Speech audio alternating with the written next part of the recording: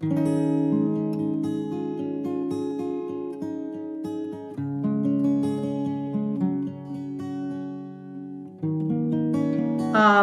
it was back in October of 2021. I had my annual wellness visit, and my blood pressure was 160/90 at that visit.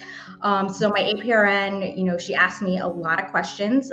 We both agreed it was very strange, especially considering that I had had my annual women's wellness visit at the end of August, and my blood pressure was documented as being 110/64. So a couple months later to be 160/90 was just very, very strange and puzzling to both of us. So I left that visit with a plan to get a blood pressure cuff to keep an eye on things at home.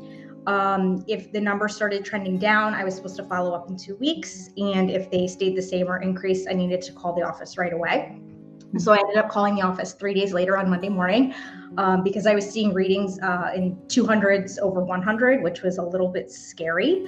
They had me come back in, and then they ended up sending me to the ER because in the office I was 220/115. I went to the ER. They really didn't do a whole lot for me. They gave me a bag of fluids. They did some basic lab work, made sure I didn't have a blood clot, and sent me on my way home. So before they had transported me to the ER, my APRN decided that we were going to order a full panel of thyroid, parathyroid labs. And she also said, I'm going to order this 24-hour urine collection. It's going to look for these hormones called catecholamines that would indicate a tumor.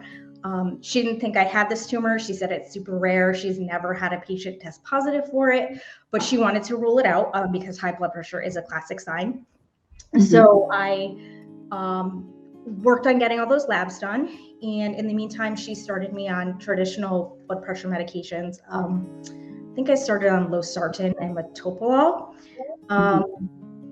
Those meds would work for a day or a day and a half, and then my blood pressure would be right back up to 200/100. So we kept increasing the dosage. We were adding more meds. In the meantime, I'm waiting for the urine results to come back because the thyroid, parathyroid labs were fine, and we're waiting. So the urine took about a week, and when that came back, my catecholamines were through the roof. So she called me immediately and said, I'm sure you've seen your labs. I already called an endocrinologist. We need to get you on different medications. You need a CT scan. You need to see that endocrine for the next steps. So that process started. I had a CT scan like 3 days later, found the pheo, saw endocrine. She sent referrals out. And I got started on a new medication regimen.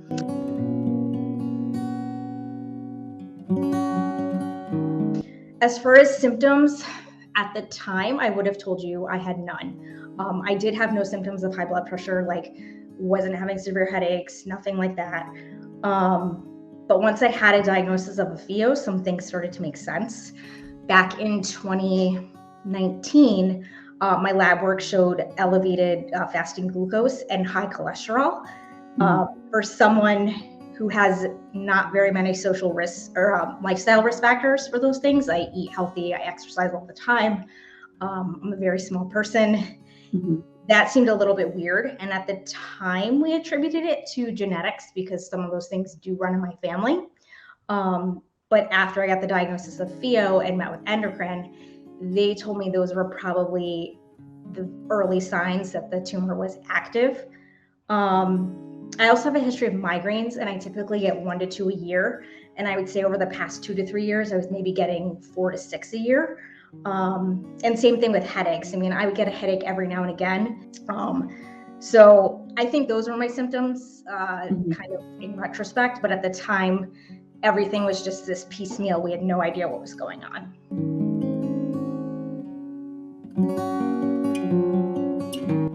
I wasn't aware of the dangers. I will say, the immediate thought was, this is going to alter my care plan. This is going to complicate my care plan.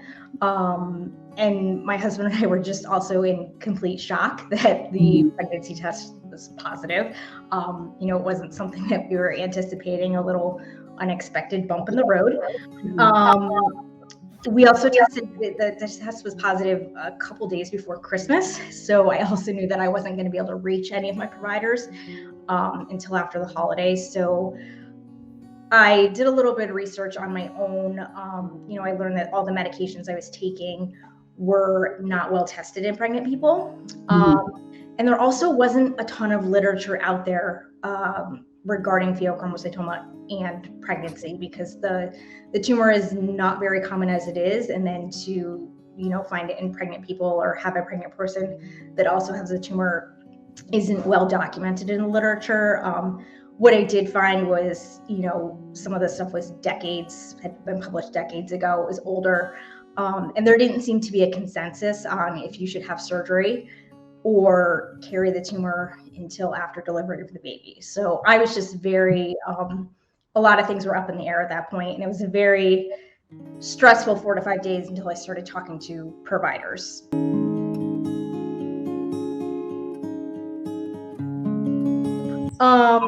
So when I had met with Endocrine a couple days after the urine results came back, she had sent referrals off to 2 surgeons. And then a couple days later, I had asked her to send the referral packet out to Dr. Carling.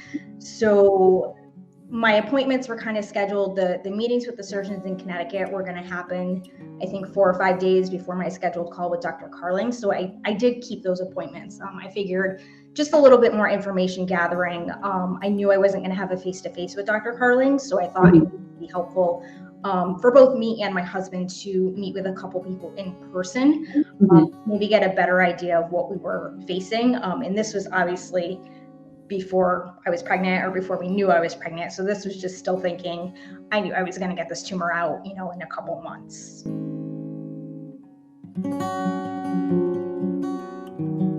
So I actually need to credit my dad with pointing me in Dr. Carling's direction. I think it was a day or 2 after I'd met with Endocrine and she sent her referrals out. My dad sent me a text message with a link to Dr. Carling's website. And he made some kind of joke about how I was a day late and $1 short because he had just left Connecticut to go open this center in Tampa. So I live in Connecticut and he had been at Yale until 2020. So I immediately went to the website. I spent several hours, devouring every single page on there, reading everything I could, reading the testimonials. And then I filled out the new patient paperwork and just waited for the next steps. In terms of deciding that I wanted him to be my surgeon, obviously everything I saw on the website, all the reviews were very positive. I also think that the 2 consultations I had in Connecticut actually helped solidify my decision to go with him. So one of the surgeons I met with, she actually used to work with Dr. Carling at Yale, and she had departed for a different hospital around the same time he departed for Tampa. And so what was interesting is that she actually is familiar with the mini back scope procedure. That was her preferred method for removing adrenal glands. Unfortunately, because I have a very tiny frame, she was concerned that she wouldn't have enough space to go in through the back. And so she still wanted to do an abdominal approach. But when it came up that I was going to go see or, meet with Dr. Carling, do the consult, she immediately said, not only was I going to be in good hands, and she was so supportive of me taking those steps, but she also said, he's done a lot of these. He will probably go through your back. She said, I'm not comfortable, but hands down, he's probably going to take this approach with you. So that was kind of like, push number 1, that this is probably the right decision. The second surgeon I met with was not a great consult. He wanted to do everything that Dr. Carling's website recommends not doing. And he also insinuated that because of the size of my tumor, that no one would take it out through my back. So that one was kind of like, well, I'm not going to choose him. And that also helped solidify my decision that Dr. Carling would be the best choice. So I think by the time I got on the phone with Dr. Carling, I kind of I knew a lot of what to expect. He just briefly asked me for my history. He said he saw all my records because I had actually sent him the consult that I had with the surgeon that he used to work with. And she had also ordered some additional labs to make sure that my tumor wasn't secreting cortisol, which I guess can happen rarely. So he had reviewed all my documents. I don't think he had my CT scan images at the time, but he had the report. And he just said, I think you're a perfect candidate to do the mini get back scope. That's the approach I'm going to take on you. And I was like, yeah, sign me up. Like I had made up my mind before we got on the phone that this is the direction I was going to go. So I said, sign me up. What do we do next? And he said, I'll have my intake coordinators reach out to you and we'll schedule the procedure.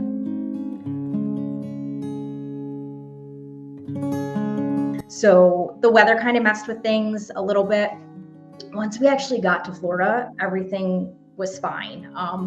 I called this my vacation with a side of surgery. So we actually rented an Airbnb and we spent a few days right near Clearwater Beach. And then the night before surgery, we used one of the hotel partners. We checked into the hotel and we stayed there for the remainder of the time. And we rented a car, so we didn't need the shuttle or anything, but the hotel was so accommodating. Like when they checked us in and knew that we were having surgery, they immediately asked about the shuttle, and we didn't need it, but it was nice that they recognized right away that we might. So that was helpful.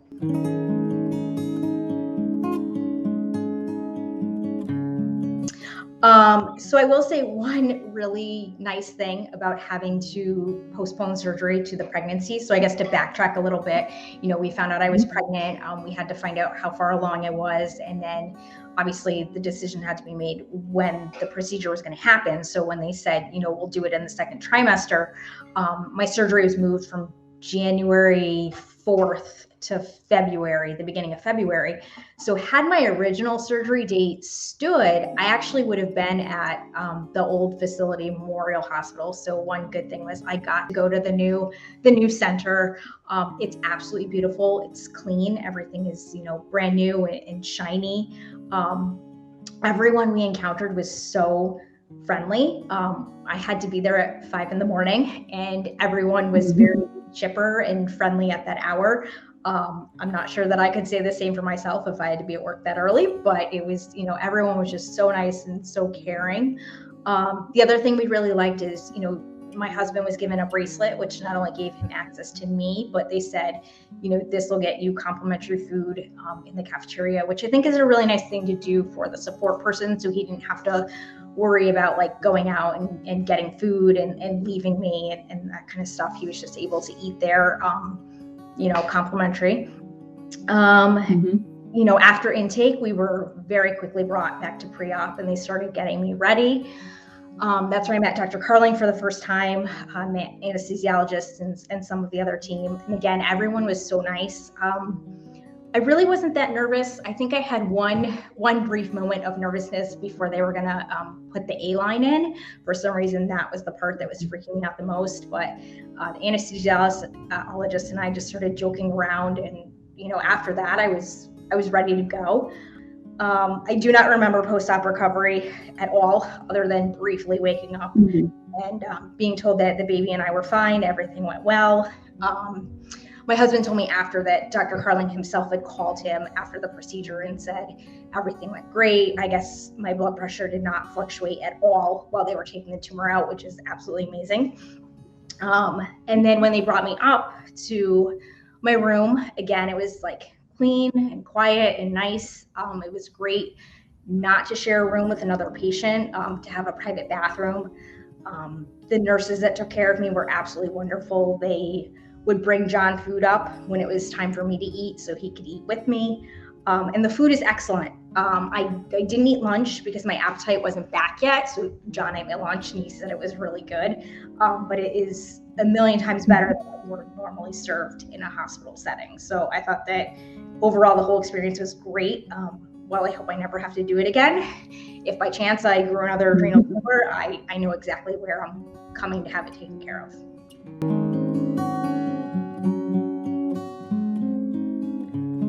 I feel wonderful. So I will say, I spent one night in the hospital after the procedure and I was discharged the next morning. We went back to our hotel and ate lunch. And then we actually went to downtown Tampa to the Riverwalk because it was so nice out. And I walked 2.5 miles. I mean, I was barely in any pain. While I was in the hospital, they did give me Tylenol with codeine every 4 to 5 hours. Upon discharge, I didn't need that at all. I just took regular Tylenol in the morning and at night, because I won't even call it pain. I mean, it was discomfort is the better word for it. It was almost non-existent. By the time I got home, I was back to all of my daily activities, including exercise, keeping in mind I had a 20-pound weightlift limit, but I was able to do yoga, spin bike, weightlifting with lighter weights. I mean, pretty much, no pain at all. I think the thing that took the longest to resolve was changing positions while sleeping, or going from like lying down to seated. It just felt like a muscle pull. And even that resolved in a week and a half. My blood pressures returned to normal immediately after surgery, and they have stayed that way. So I am not on any medications right now, which is, great for me and great for the baby that things have leveled out and have stayed level out. And my incisions look great. I'm just waiting for them to finish fully descabbing themselves so I can put the scar strips on. But overall, it was a very quick and easy recovery compared to if I had stayed up here and had the surgeons go through like the abdominal approach, which I think would have been a little bit tougher. I only needed to take 5 days off from work, and most of that was for travel time, which again, being pregnant and having a baby soon, I need to kind of hoard all my time right now. So to only have needed 5 days instead of 4 to 5 weeks is amazing, really good.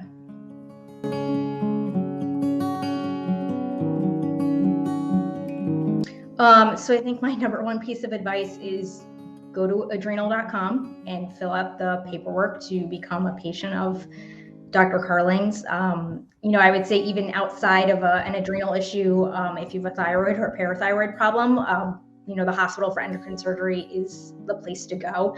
Although I didn't interact with any of the other doctors that do thyroid or parathyroid surgery, I have seen that their reviews are equally as high as Dr. Carling's. So I think, any endocrine issue you have that requires surgery, that's probably the place to go. Dr. Carling and the hospital for endocrine surgery, I think it's one of the very few things in life where the phrase, "this is too good to be true," absolutely does not apply. Everything you will read on his website is true. The patient reviews, how quick people say the recovery is, it's all true. Your surgery is going to be quick. It's going to be efficient. The care is exceptional. Your return to daily life happens within days. Any discomfort is managed with over-the-counter meds. And I think I'll put my public health hat on for a moment. I think the fact that you don't need to take strong opioids to manage your pain is huge. So, aside from if you're pregnant or if you have a pheo, if you're a patient that, is in recovery from substance use issues, go have a surgery where you're not going to need a Percocet or an Oxy. You can take Tylenol or ibuprofen. I think that's huge. And just an important thing to highlight that, you're not taking these strong medications to deal with your pain. And even if you're interacting with Dr. Carling, from afar, you still feel confident in your care plan, and that things are going to go well. I think the other pieces of advice I would give are, it doesn't necessarily hurt to consult with a surgeon in your area, especially if you're not local to Florida and you are going to be consulting with Dr. Carling virtually. Like I said, I think that part of the process was really beneficial to me, even though I knew going in I probably wasn't going to choose those surgeons. I still think it was helpful to have a face-to-face encounter with someone to realize what exactly I was facing. And I think my last piece of advice is, I think in my case, some of the nurses had mentioned that I was very lucky that my tumor was found pretty much immediately, once the high blood pressure was discovered. I think, there's been a lot of cases where patients deal with symptoms on and off for years and they don't have a diagnosis or misdiagnosed, and they just really struggle. So I would think as a patient, if there are things that are not adding up or you have a diagnosis and the treatment isn't doing anything, talk to your provider, ask tough questions, ask for additional labs, ask for a referral to a specialist. I mean, even if the traditional blood pressure medications I started on had lowered my blood pressure, my own plan was to still ask for a referral to endocrine, because it just seemed really weird that in a span of 2 to 3 years, I had high fasting glucose, high cholesterol, and now high blood pressure. And I refused to accept that I was kind of the gene pool loser in the family that got all these bad genes dumped into them. I knew there was something else going on. So I think, we live in our bodies. We know when something's not right. And if things aren't adding up for you, just push your provider for additional testing or a referral to a specialist.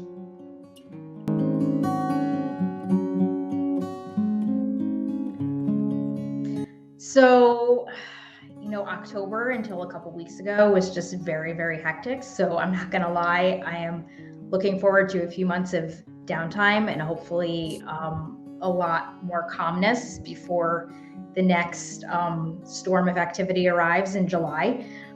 We do have one more hurdle to cross.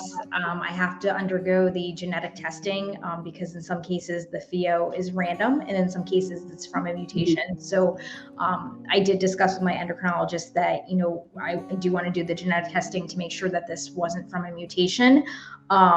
Because, if it is from a mutated gene, not only do they have to keep a very close eye on me, but we need to incorporate that knowledge into our child's care plan because he or she may inherit that gene as well.